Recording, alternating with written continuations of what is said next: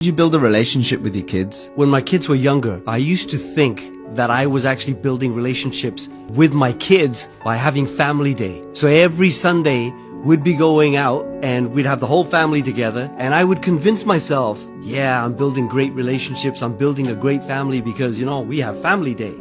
And I did this all the time. And after a few years, I started realizing, there's something wrong with this. I'm having family day once a week, but this is not making a difference in my relationship with each of my kids. There's something wrong. And I realized family day does not build relationships the way that we think that they're going to build. What I needed to do was have one-on-one time with each person in order to build a relationship. So what I did was, my first son, I says, okay, Sunday, we're going to get together, we're going to chat for an hour. Give me the time that's good for you. And then he'd give me the time. Then I would sit down. For that 1 hour, it's just me and him. It was like a coaching session. But I realized something.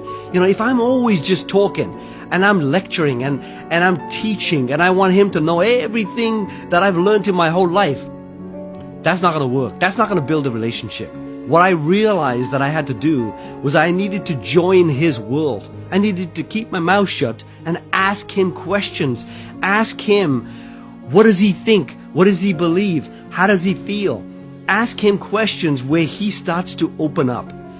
And when I started asking him questions, as soon as he started to talk, then I kept my mouth shut. I wanted him to keep talking and keep telling me things, because this is what builds the relationship, by him being able to share what's in his heart.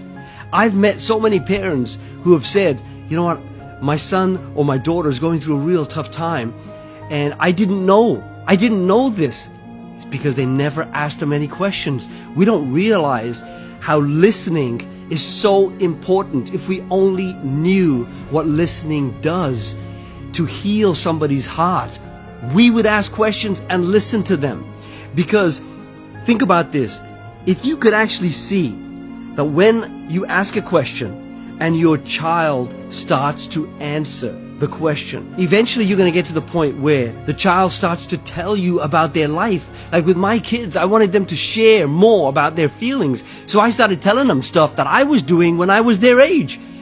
And the mistakes that I made, I'd tell them. And they're like, you did that? Well, let me tell you what I did. And that's when I went, uh-oh, let's see what they did. And then they would share what they did. And then eventually it would get to a point where I'm thinking, man, I didn't know they were doing this. But it was building the relationship, asking questions, then closing your mouth, allowing them to talk will eventually protect them. Because if they're ever going through any pain in their life, when you ask them questions, they will eventually get that pain out and be able to share it with you. And when they're able to get it out, it will heal their heart because you listened. This is how I was able to build good, strong relationships with my kids. Comment with yes if you get inspired and motivated today.